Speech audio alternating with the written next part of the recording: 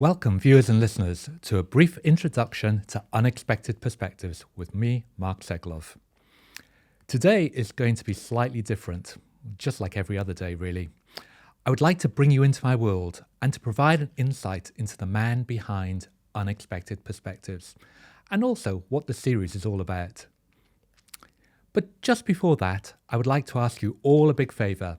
If you like what you hear and see, please do subscribe to this channel. We are on all major platforms, including YouTube, Apple, Spotify, amongst others.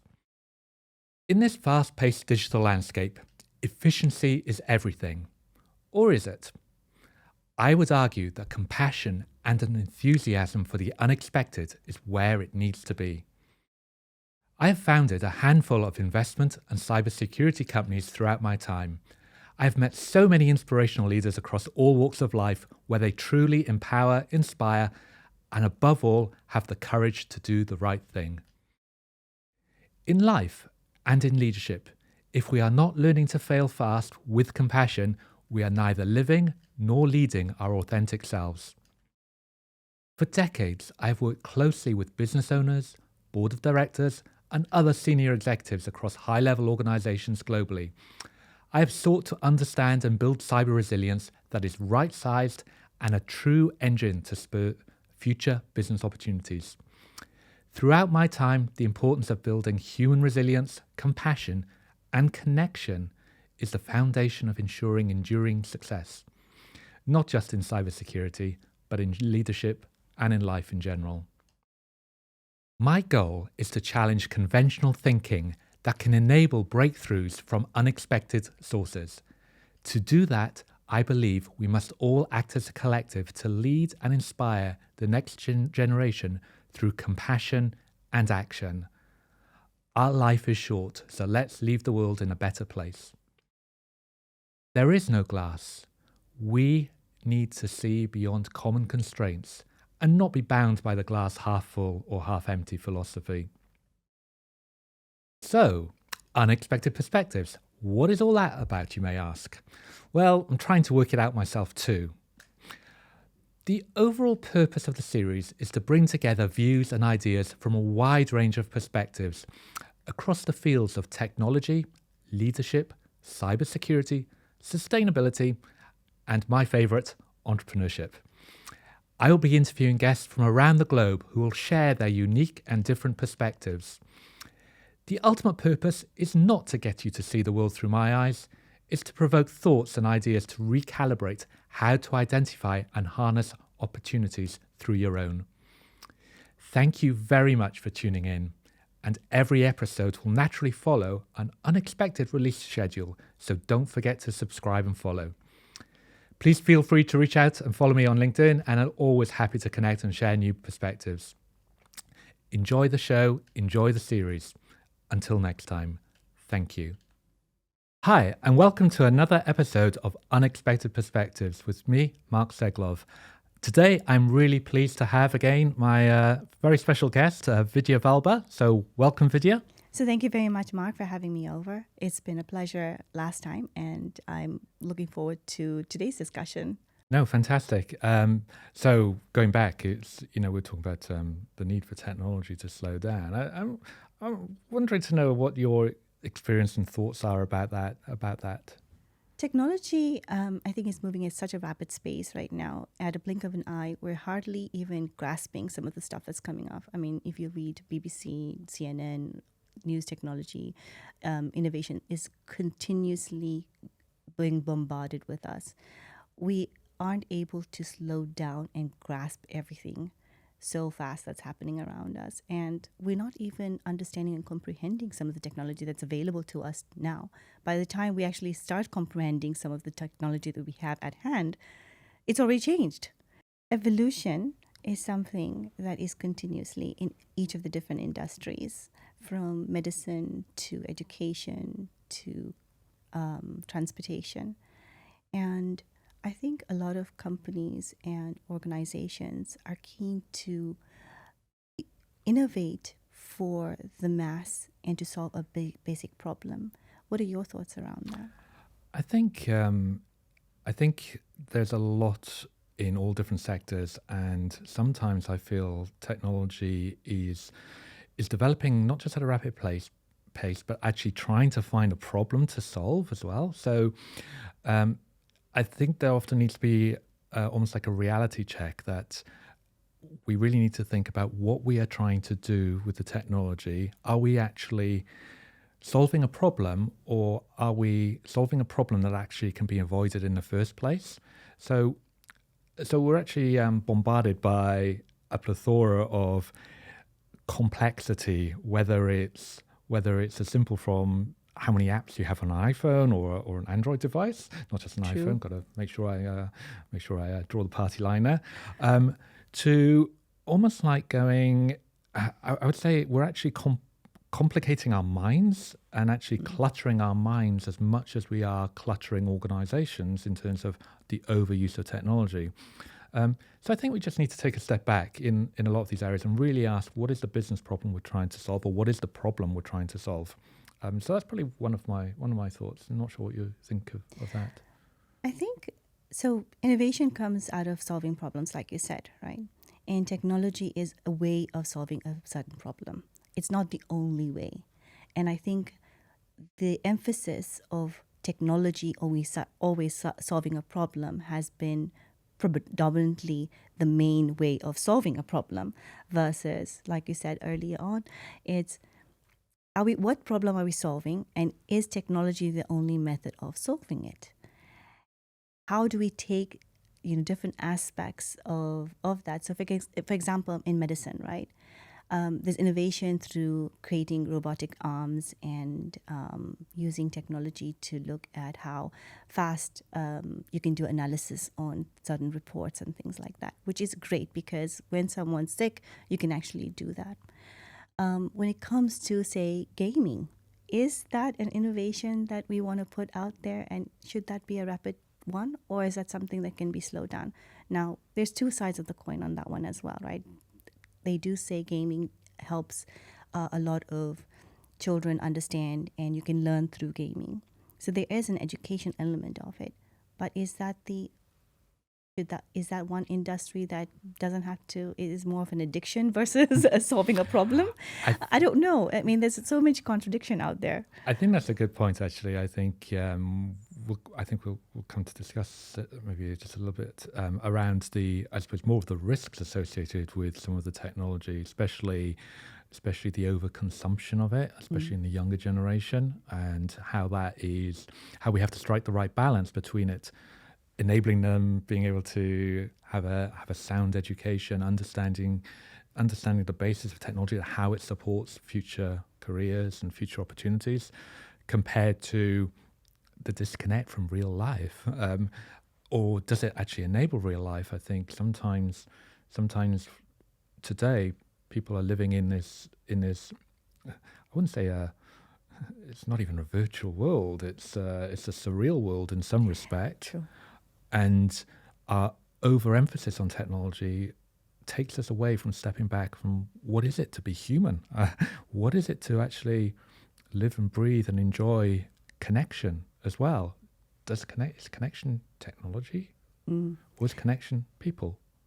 I think that's also a problem that the technology industry is also addressing, right? So you've got Google and you've got Apple and you've got some of the industries where they've actually built in that into the applications or the devices, where it says, how much are you consuming or using your technology? So it's that, how many hours have I actually been using my device or my technology? And I think those statistics are being used in different ways. One, to improve the technology, but also then to say, hold on, are we creating another problem through technology or consumption of that? Talking about innovation, I think very recently, obviously, Apple are known historically for being an innovative company. Obviously, it's more evolution and revolution in recent years. Yeah.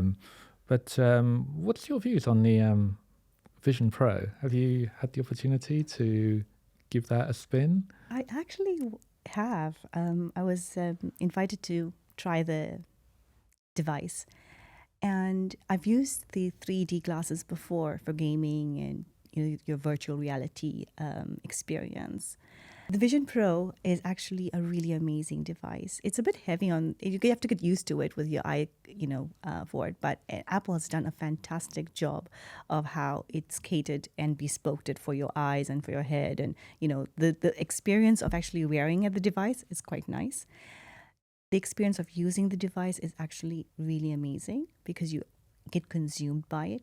You actually have your iPad or your laptop on you. So it's the whole integration. Your OS is with you. You can see through the glasses. It's not like you've got to take the device on and off, which is quite nice. I like the productivity part of it. So you are able to have several different windows open at once, and then you're navigating the whole experience through just the movement of your eyes. Everything is literally through that, and just like a pinch, you sort of look at something and you pinch it. And I thought it's something that you need to get used to. I'm not so sure the adaptation of it widely. Is it more of a novelty then? Do you think it's more of a novelty device, more of a high-end device, or is it just a device trying to find a use case? So I think there's some uses for it, definitely. I'm sure that in the different sectors, there will be a use for it and a need for it. Right now, a lot of people are buying it for the novelty of it. Over time, I can see it eventually evolving to something much more useful in society for those who, are maybe handicapped or impaired in some way, being able to actually navigate and do their work through that space. I can also see it being used as a learning device or a focus device. I can also see it being used in other means and modes of communication and things like that, where you don't have to have so much devices. There's also some cons of it, right? Because you are now immersed in your own world. And then what that's going to have on our brain and our minds and our health is something that we're already, device fanatics, where we're sitting on a... I feel guilty. I know, exactly. Don't bring it up, please. Let's just put it away. So we're already addicted to our devices. There's a lot of people that don't go to the bathroom without taking their device with them. I'm wondering how this is going to impact them. Now you're going to be on treadmills also doing that. I don't know. You've read some articles on this one as well and seen the pros and cons. So there's lots of... I think, I think going back to with the Vision Pro, I just look at how it's been marketed as well. It's very much marketed as almost like an experience, immersive experience. They've pushed sort of like the movie theater capability, and it's almost like, and also the interaction, communication through that device, that you can actually have your own avatar and look as if you're in a room with someone else. So I can see what it's trying to do, but I think with this device in particular, and technology more broadly, the key thing is the accessibility to people who would actually benefit from something like this. So one of the things I see is the big technology divide, whereby a large proportion of the globe would cry out for access to just some of the basic technology functionality, let alone an Apple Vision Pro. True. And I think we have to be careful of how our advancements in the technology space are there to benefit more than just those who are privileged enough to afford and can actually utilize that. But on the flip side, where technology is used, like within pharmaceuticals, especially, in research and being able to, especially the speed and the ability to do trials at fast pace and for want of a better phrase, innovate new drugs. Or I know in the material space, there's AI is being utilized to understand the properties of specific materials, and to be able to see how we can replicate those properties to develop new materials that perhaps can replicate the properties of rare earth materials, so that can actually minimize the environmental impact, create sustainable sourcing of new products and materials. So it has a benefit, but there's a huge downside to those people who are on the ground who just don't see it as well. I think that's one viewpoint that it's worth exploring. We've got so much innovation in countries that are wealthy of that and have the technology and the means and all of that. But then there are some places on this globe that don't have that. And getting the balance of where should you apply your technology and where should it slow down, like you'd say, is that gap going to widen as we go forward? Or at some point, is the ladder going to catch up with the innovation side of it? And should there be innovation and technology now on how to rapidly get the ladder up to speed with what's being innovated? And how do you do that? As we've seen over time, over the last 20, 25 years, since the iPhone has been around or technology has been around, smartphones have been around, or devices, mobile technology, the gap has just widened. I don't see it narrowing at any point in time. No, and I think what is happening as well is that not only is the gap widening, I think the use case for technology is not necessarily addressing the big challenges that are facing the globe, but maybe more unique challenges to avoid problems. For example, let's call it in the petrochemical industry, a lot of technology is how do you reduce the carbon footprint of the life cycle? But that's a natural objective for that organization, which is very noble. But the real objective should be is how do we migrate away and avoid the problem of utilizing carbon or fossil fuels for within our society. So sometimes the innovation needs to be driven by not necessarily just a corporate purpose, but also an overall societal purpose. And I think that's where sometimes there's a gap between what is good for society and what is good for individual unique business sectors. Naturally, from a business perspective, it's about driving efficiency, driving profit, driving optimization, reducing cost. So they don't necessarily always chime with the greater purpose-driven requirements about sustainability, about the UN goals around sustainability, around health for all, about food for all, so the broader good. I think one of the innovators like Elon Musk, right, is doing amazing aspects in this space. And if you're looking at from, building electronic cars to sending off, spaceships and deploying also internet in places where internet isn't available is great, right? Right now, we are surrounded with so much innovation where understanding what we have is also a problem. By the time, I'm not so sure about you, but for me, I don't have the latest phones and the latest gadgets all the time. Because by the time I've actually understood the gadget I have or the device I've had, a new version is out. I've got to relearn, right?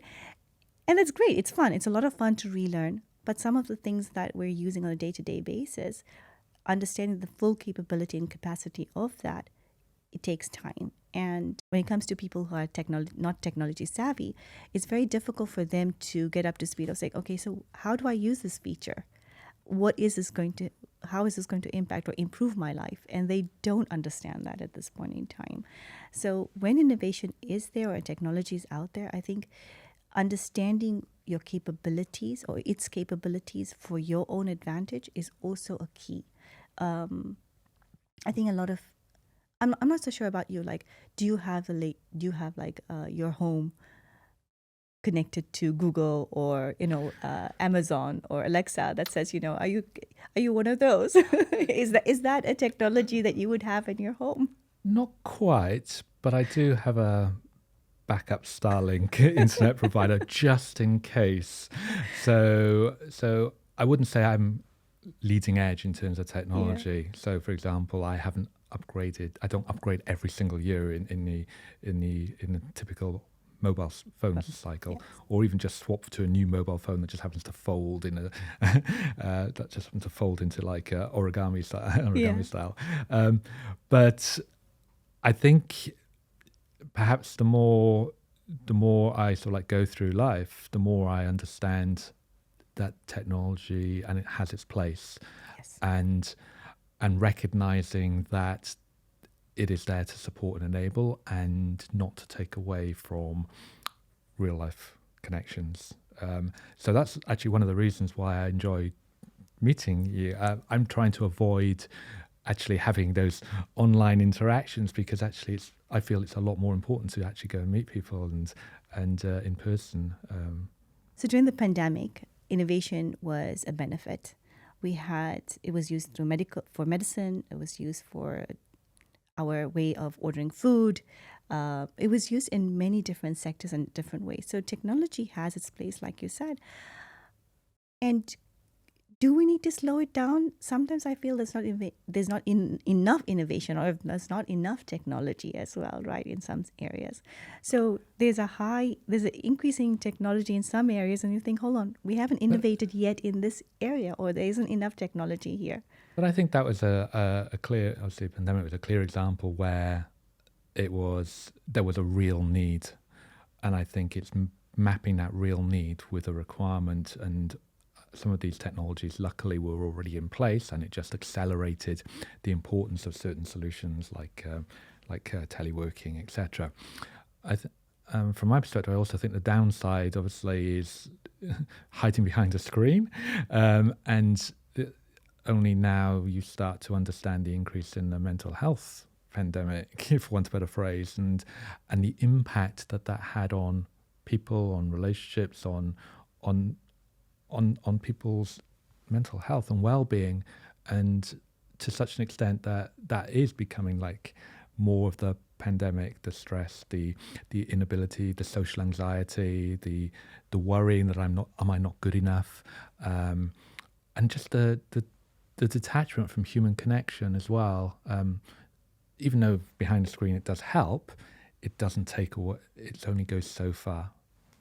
Definitely. I think for me, technology is a blessing, right? Because of technology, we're able to do these things like this podcasts. We're able to connect with people far away.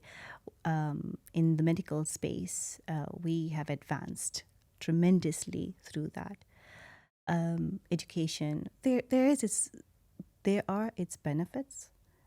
So technology for me, I don't know about slowing down completely. I think there are areas that it could slow down. Maybe just take a pause to rethink that, is this the right tech that's required in some of the areas to solve some issues, right? So you've got the self-driving cars.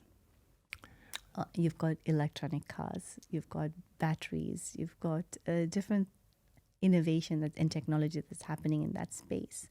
Now, that's a great one, because you're now looking at solar paneling and creating, you're not using your natural resources and creating more waste, and the earth is benefiting from it. You've got different, I think people are looking at technology to solve bigger problems, and they're slowly going towards that. I think it's good. I think that comes from obviously specific interests and specific commercial realities. When you invest in something, you're doing it usually with a financial interest or commercial interest. What about one of the things I do see is actually not just are we increasing the speed of technology, but the speed of legacy that we're creating. The speed, it's not just we're creating technology advances very quickly. We're creating a huge legacy in not just the technology devices, but also the skills and experience that people need, maybe stuck in 5 years ago or maybe a year ago, and they're going, hold on, what just happened? So there's almost like this counterintuitive demand that people must keep up with the latest and the greatest, not because it's the right thing, but because it's a language sometimes in commerce that people need to understand in order to do certain things. I think that's also a concern, I feel. It's like technology without the human skills and experience to be able to take advantage of that technological advances is also a problem. So, we are leaving a legacy behind us, right? As about 20 years ago, when the iPhone came out, or I would say mobile devices came out, we were also awed by it, thinking, oh, it's going to change our lives. But now, fast forwarding to where we are, innovation has gone so fast that if I ask the current generation, do you remember what a iPod was? They don't even know what an iPod is, and it hasn't been that long since the iPod was invented. So we are leaving that gap. We are creating another gap in innovation and in technology. So do you collect your old phones, or how many, or do you just, or is it just contributes to the Funny enough, I do. It's not intentional collection. I just have them because I haven't been able to get rid of them. It's just in the little box that says, "Okay, well, you know what, old phones." But it's just not it's not an intentional collection. It's just a I came across. byproduct. No, it's funny because the other day I just came across and I forgot I still have the original iPhone, and I was just looking at it and going, and I thought, okay, we'll just leave it in a box for a bit longer and put it away. But yeah, I think with I think going back to kind of like maybe more of the skills as well. I think what I see is that people need to be able to access the skills in order to be able to utilize technology. I think some organizations, certainly from an end user perspective, like Apple, obviously they make it intuitive enough for people to be able to utilize that technology, and it's quite a seamless transition from generation to generation. But if we're talking more in like, perhaps more in the corporate world as well, so technology in itself can be complex, can be shrouded by, let's call it marketing, as to what is this you're trying to tell me? Exactly. Oh, one of those. We used to have one of those 20 years ago. Thank you very much. So I see in the corporate world, it's the complexity of technology change and the ability to integrate, support, enhance, optimize, but also just using the capability that's already there. So often we get a new solution that actually, if we looked very carefully, our old solution actually addressed like 75% of the new solution. But we forget about the old solution, but it's still there. And I think it's the rapid advancements creates the complexity, which introduces certainly from a cyber perspective, introduces a lot of risk, not understanding the landscape, not understanding what we have, and the people to support it. I think if you come across a mainframe engineer, they tend to be, let's just say, very experienced in their field, and they've kind of lived and breathed it throughout the generation. But actually, finding, I suppose, people to manage and operate those these days is, I know they're not around everywhere, don't want to have in the back room, but still, it's just maybe an extreme example of how technology quickly goes out of fashion or out of date. You see this trend going. I think there's a pendulum in technology as well. If you're talking about cyber or where you've got AWS and you've got Azure, and you've got all these cloud storage facilities and technology for us right now, right? However, when it comes to then your compliance and your regulation and all of these other aspects, you're looking at now, hold on for a second, do we need to bring them on-prem again? So technology is great or providing us flexibility and creating innovation for newer products and opportunities.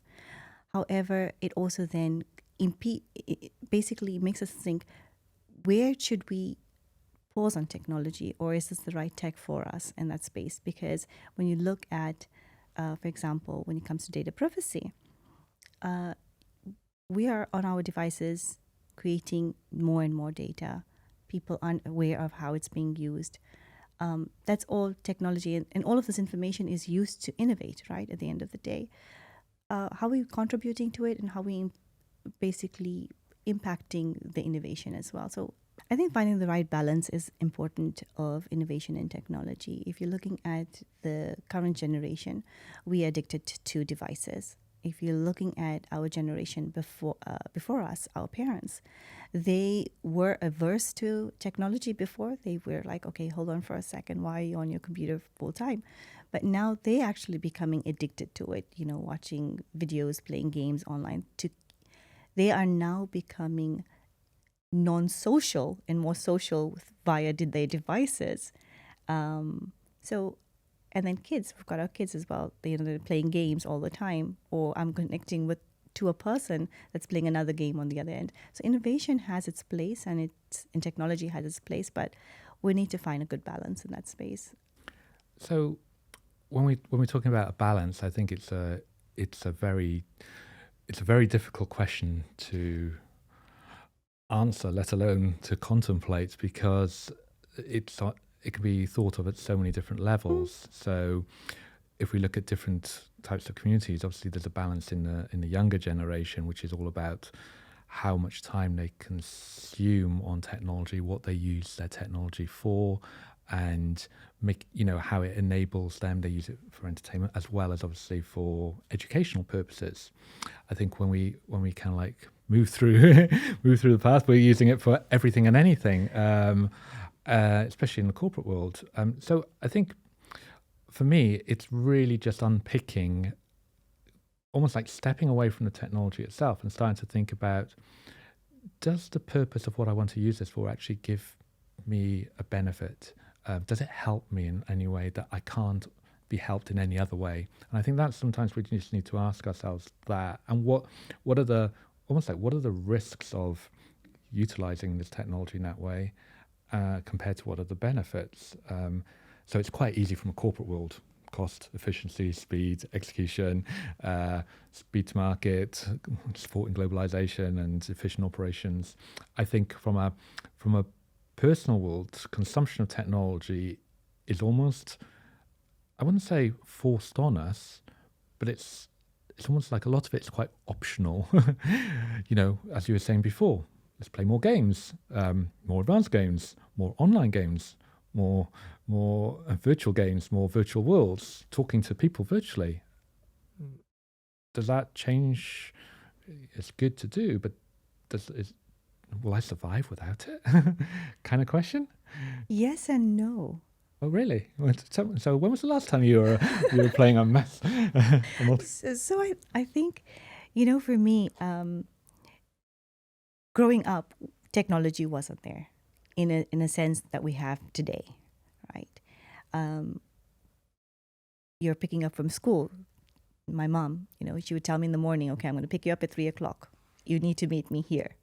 Nowadays, it's like, okay, I'll tell my daughter, I'm going to pick you up at this location, and she'll come 15 minutes late because she knows she can tell me with the drop of a, with the text thing or a voice note or whatever it is, I'm going to be late. Or I'll have to, see her on her devices where she's located. I'm like, okay, she's going to be late. So technology has advanced in a lot of ways, but I feel that right now we are surrounded, like you said, and bombarded. If we don't keep up with technology, will we be able to survive? Exactly. I think, even going back to my earlier days of technology, having, moving from 4 TV channels to 5 was groundbreaking. It was like, whoa, we're showing our age at this point in time, I think, more than anything else.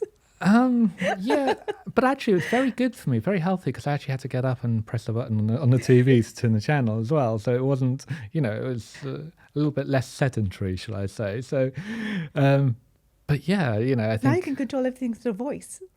Really? Okay. Alexa, switch on the lights. Alexa, so, Google, switch on the lights, change the channel, whatever that is, right? Alexa, tell Siri to... You can almost like have a PA for your PA system. That'd be quite interesting. And look at all the innovation that's happening with AI right now, with all the AI tools. There are so many out there. from taking notes to writing your speeches to changing your calendar to actually planning out what you should be doing and what you shouldn't be doing in a day. Where I think are we becoming technology slaves? I think it's scary. I think not scary in a bad way, because technology, it's about scary at how we utilize that technology, and if we take a step back and go, actually, it's handy to have ChatGPT just to do a quick check, but don't take away my original thinking, my original thought, who I am, because that's what I really think is important or can be lost is our overuse of certain applications, certain aid memoirs, for want of a better phrase. You know, I was saw a post today just talking about a new version where you just type in a few I can't remember the application, but type in a few words and it creates this whole new video for you. And I'm going, fantastic! It looks very professional, but it's not what I want. Do you still remember your phone number? Which or one? And that's it, right? So my 5-digit phone number, probably. Yes, or the international code that you actually had to look up, because it was like, oh my gosh, I'm calling someone from a different country, and I better call them in the evening because we're not that connected. And before I call them, I better make sure, I hope they're home, because that's the only way they can answer the phone. Exactly. I think technology has definitely slowed us down as humans, or made us lazy, and also has increased our production. I don't remember phone numbers now. Okay. I can't remember phone numbers. Other than mine, if someone says, you know what's your sister's phone number, or your parents' phone number, or your daughter's, or your husband's, or whatever. Sorry, let me just look that up. Where I share my contact, because I don't know who it is, but I'll just share my contact. Or even directions. You have to go to directions. Okay, let me just send you a location. I'll send you a pin. I'll send you the directions through this way, you know? This is where we are. Take a screenshot. So, but saying that, you know, it does speed up the way of communicating. We're just communicating in a different language, I think. So technology doesn't stop us communicating. It just changes what we need to communicate to maintain connection, I think. So I think you said that earlier on as well. Is technology a new language? And does everyone need to understand it to bridge that gap that we were talking about earlier on? Is it widening? And technology is a language, because if you aren't speaking the same language, I'll send you a pin, I'll send you a WhatsApp, I'll send you a, whatever that is. And like, sorry, what is that, you know? What's your handle? Exactly. I'm going, send me a QR code, send me, whatever that is. Like, sorry, what is that? Slow down. I need to understand what that language is. Let me just get my Kodak 35mm camera, because apparently I need to take a photo of a QR code and some magic happens, and going, completely get it. Wow. So I think technology is a new language that we've got to learn. We've got to continuously learn in that space. And I also think that those who don't have the capabilities, the gap is widening for them. And that's another problem, that as we innovate and with new technology that's coming out, that needs to also be a focus. How do we get that gap narrowed versus it needs to? I think. How will technology make us closer versus continuously? I think it comes back, talk about language, it definitely talks about alignment with the user and the tech, the technical guy who's dreaming about new application, new ways of doing things, and I think the gap only comes together when those two are really close together. And I think that's probably the cause of many of the problems, is the disjoint between the end user or the end customer or the individual man on the street or lady on the street, to just say, this is what will really help me, not this is going to help you, because we've got lots of advertising and we're telling you it's going to help you and going to change your world, because everyone's going to want one of these. So I think sometimes, we're sold on a promise of a benefit, when actually the benefit is something we didn't realize we needed. In a lot of products, we go like, what happened? What happened before iPads? Pen, paper. Actually, I still use a pen and paper every now and again. And so I'm not saying it doesn't advance things that I can do today, but I think sometimes we often spend a lot of time creating a market for a new product rather than actually asking ourselves, what do we actually need to solve real world situations? That's very true. The innovation that we have around just simple things, right, for every day-to-day use, are those being addressed? Where we create these complex innovations where there isn't a problem, but we foresee a problem, or we think it's going to happen. So you've got so many problems right now that we have, right? Clean drinking water. You've got animal conservation. We've got global warming.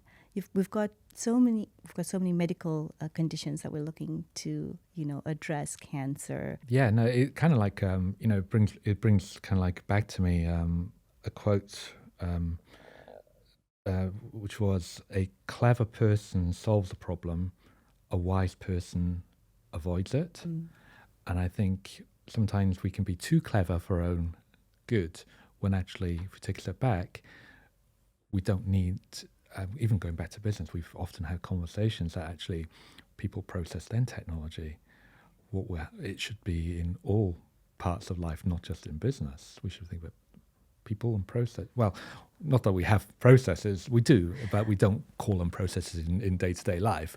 But I think that was a quote from Einstein a little while back, but it just kind of like resonates with me. That was sometimes we just, stop creating problems or solving problems that aren't really, that we can just go around. That's true. I think sometimes over-creation or over-technology in a space that doesn't really need it, and we sort of avoid where we should actually be putting our energies into. So are we losing touch with what it means to be human? In some senses, yes. You could spend a whole week, a whole month by yourself, just with your tech, not even having any human interaction. There are people like that. And there are people that make a conscious effort of saying, look, I'm going to only use my device or my technology for a certain amount of things, and I need to actually have that one-on-one connection. Humans are made to have connections. We are here to do that. Technology is a means of helping us maybe solve and reduce issues or situations or challenges during our day-to-day lives. But actually we're becoming slaves to technology. How do we change that? I think it's self-consciousness. Maybe it is actually, I think, self-conscious. I think it's actually people being conscious, as you said. It is actually people being conscious of that. I think some people just, let's just say, utilize technology in a, not blindly, that's probably the wrong words, but almost like need that digital detox, that little retreat, just to go, oh, life is not, I actually survived without my phone or my iPad or my computer. Or funny enough, you said digital detox, because over Christmas you make New Year's resolutions and everything else, right? So when New Year's came along, we as a family started looking at, so what's our digital detox that we're going to do? And we all decided, you know what, after 8 o'clock we're going to be no devices. And we tried that. We tried it, and I say we tried it because we weren't successful. I think during the dinner part is the part where everyone put their devices away. Once that was on, it's hard to sustain. It's hard to maintain such detox. A lot of people say, oh, I don't put my device on, I don't look at my device as I wake up. I only look at it after a certain time. I don't know how long that's sustainable.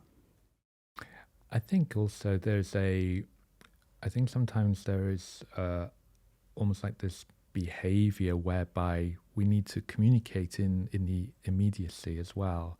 So it's almost like setting expectations that we're always on, we're always available, and it's almost like an unhealthy expectation of each other that says, actually, you know what?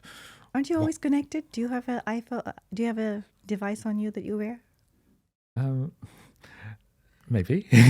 So we're always connected. We always connected in some way. There are I people do wearing take it off at rings. night, though. I do take it. So there are people wearing rings. They're wearing monitors. They're wearing something, right? So we're always connected to some sort of tech. We as humans are now connected 24/7.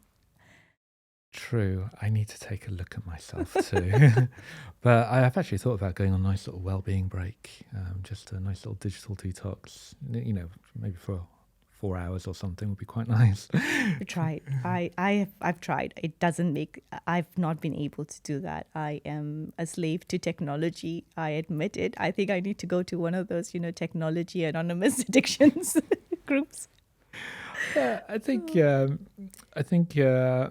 we probably sometimes underplay. Maybe we sometimes underplay the benefits as well. So obviously, there's a lot of challenges with technology. Being able to align it with a real use case, not always creating, not always letting the technology lead the use case, but actually sometimes if we turn that around and almost like take back control of what it means to be us, what it means to us as individuals and as collectives, and how we don't become a slave to technology, but technology is there to serve us. And I think that's what's actually happening, is that it's the other way around. Sometimes the balance is the other way around, where people are becoming almost like subservient to the technology, and almost like have to comply or obey or be able to utilize this online system in order to access these services or these benefits. Yes, maybe handy, or someone saving some money on efficiency or effectiveness or speed or other kind of benefits. But actually, is that what me as an individual really want? Or do I just want to go up and talk to someone and tell them I want to, go to my, not that I'm saying a word about online banking, but, maybe I still want to have that personal touch and talk to someone. I think that's a very interesting point, right? So just a couple of weeks ago, I was trying to do something, which is book an airline ticket from A to B. Okay. We booked it, but then we had a change.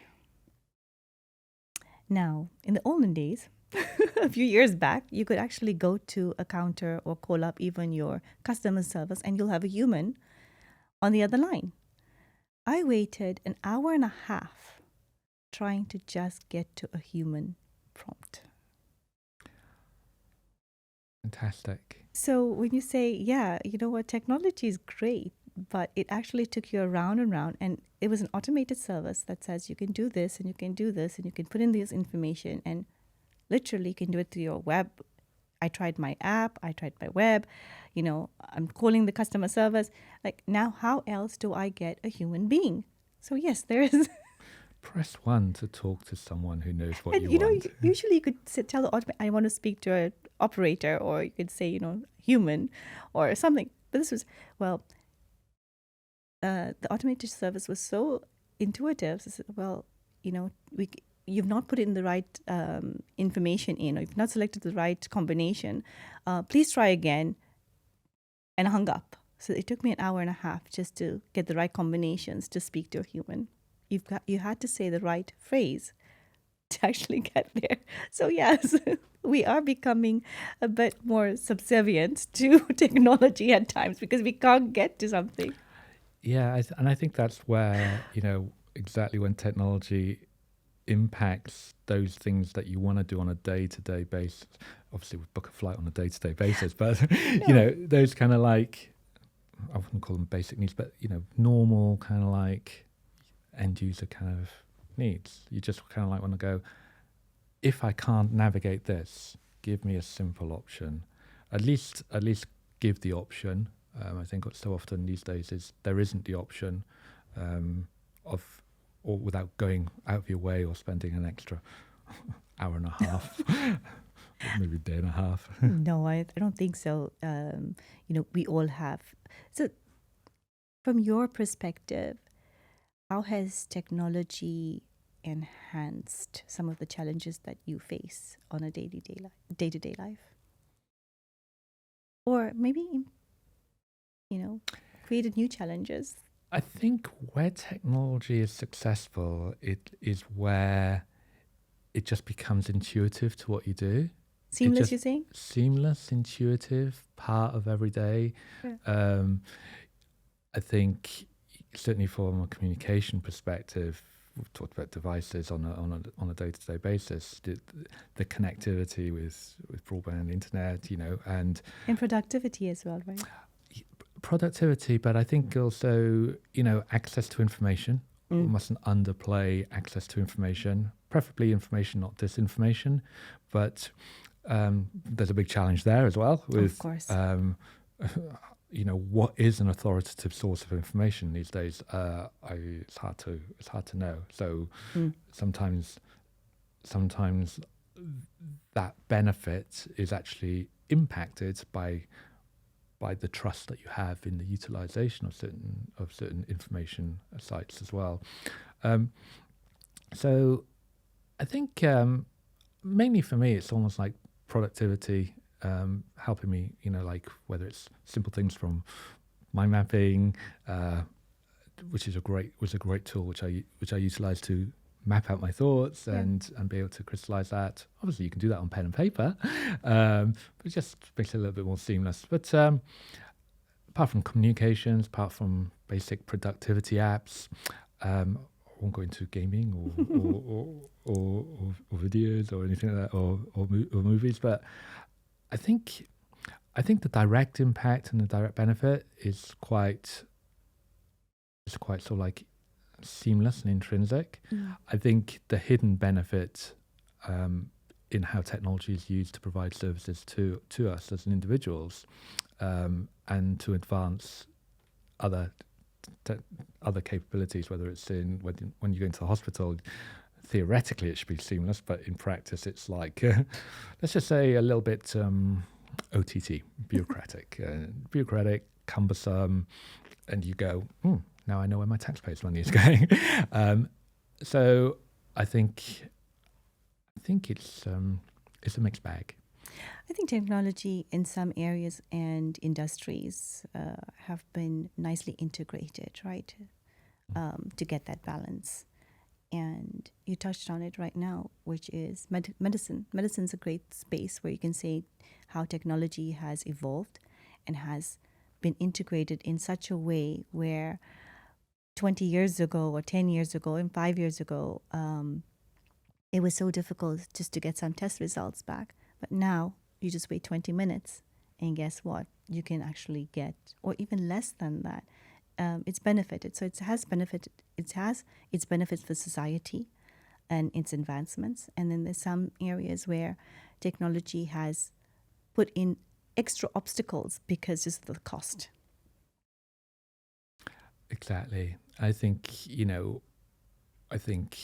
we're very much relying on the innovators as well to innovate things that are efficient, effective, aligned to actually a need as well.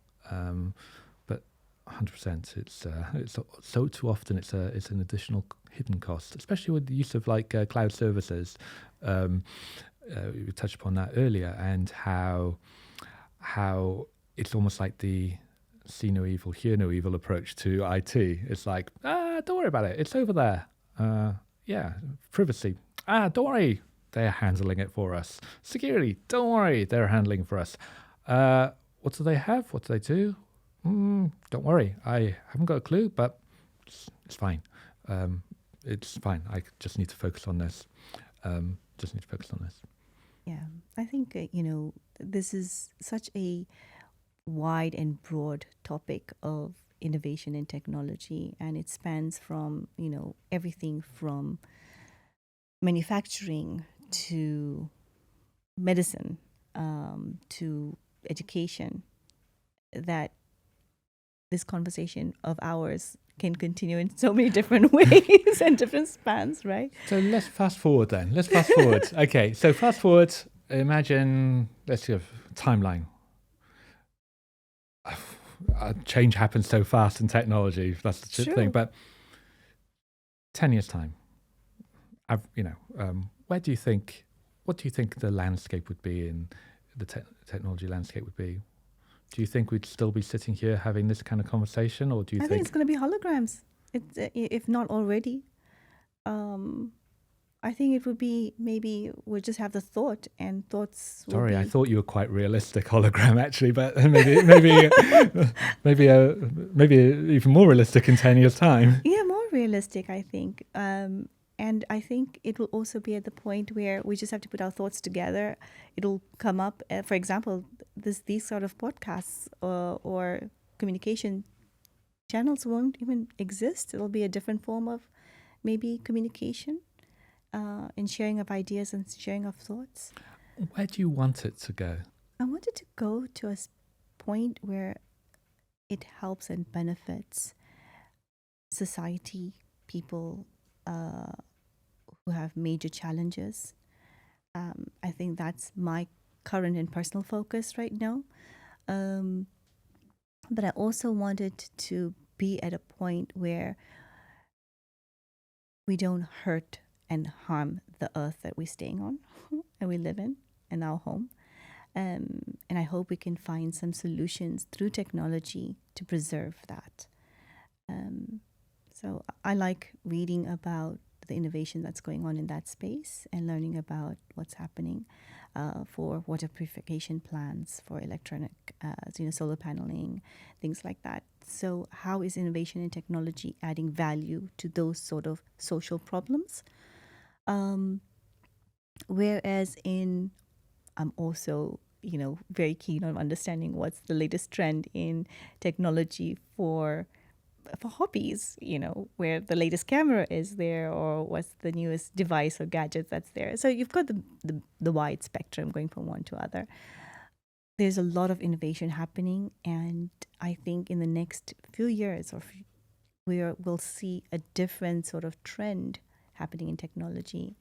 And it's almost like, it's scary but exciting. It's like a roller coaster where you're scared, but you want to go on it and you still want to see what's happening. Life is a roller coaster, isn't it?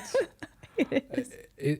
It's strange because I take a step back and I think, actually, you know what? We've had innovation throughout our life, Yeah.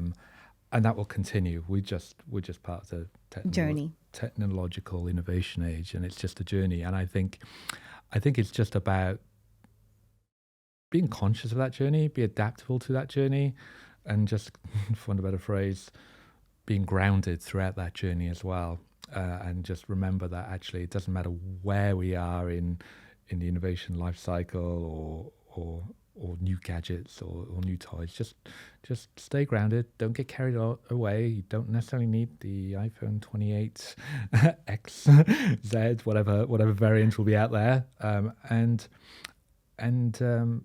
also, I think the important thing is not just to focus on technology, but remember it's just one component of, I suppose, of a healthy, happy life, for want of a better phrase, and keep it into perspective. Very important. That's very interesting that you said that, because as our generation, we're the innovators, and the next generation are the ones that are consuming and using innovation, and they are innovators as well, but they're building off of what has been already innovated.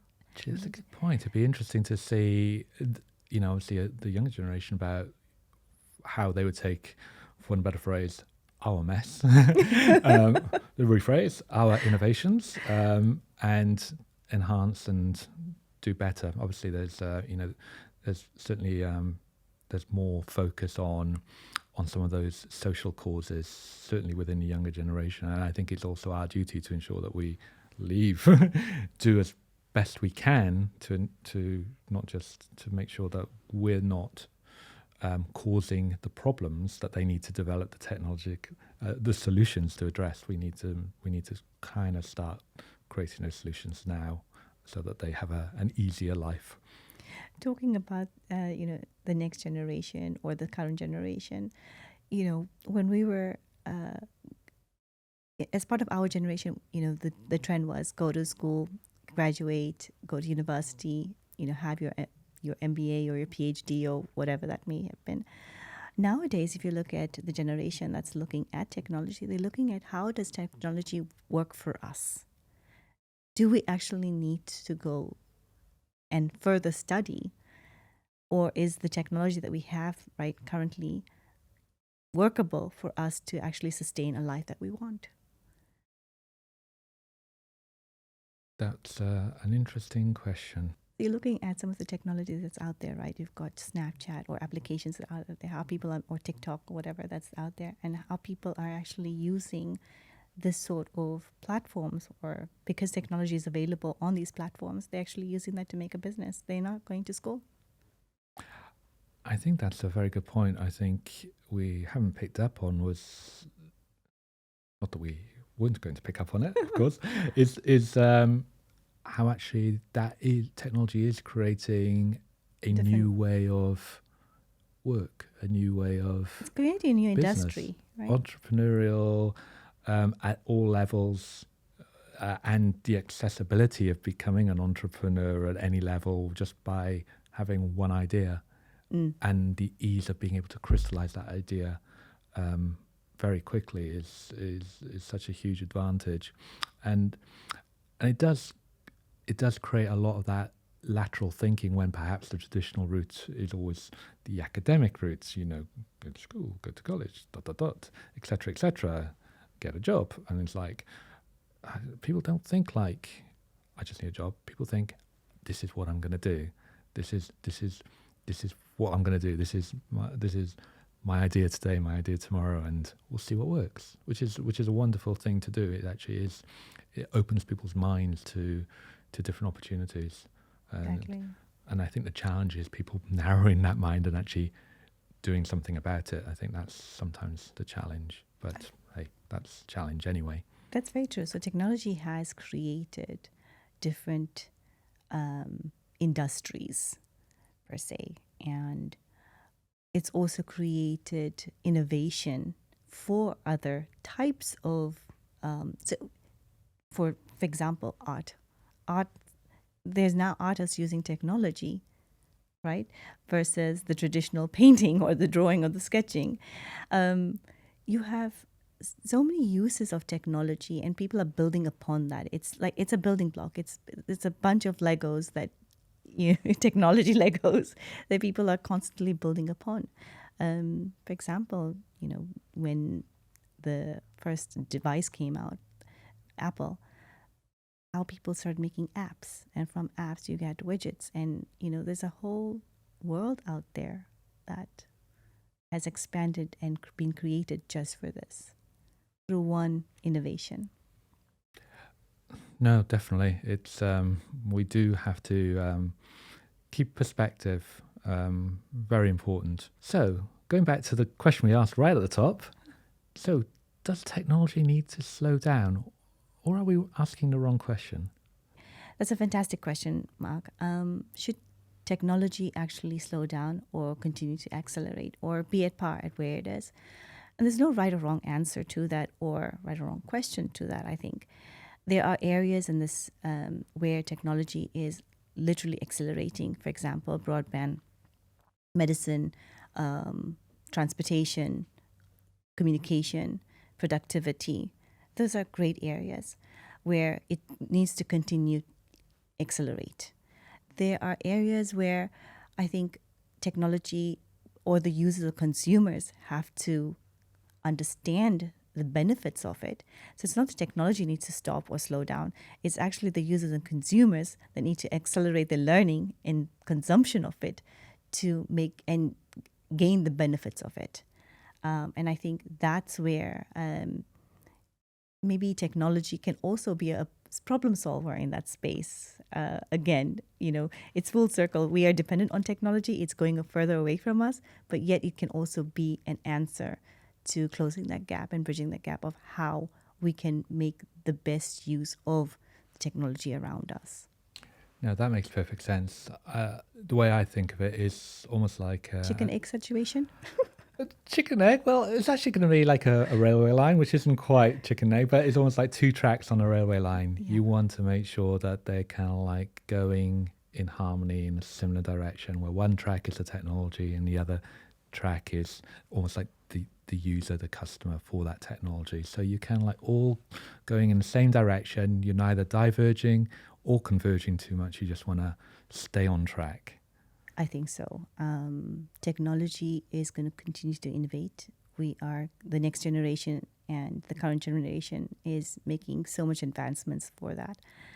And it's about watching the space and Definitely. seeing where we go and where we Okay, are. watching this space. Until next time. Until next time. Well, thank you very much, Vidya, for joining me today. It's been a real pleasure. Thank you, Mark, for having me. This conversation was absolutely amazing, and it's definitely got my mind going on. What are the different areas, and how can... I hope it's not just your mind, and it's also our viewers' mind as well. But thank you very much, everyone, for joining us on another episode of Unexpected Perspectives. Until next time.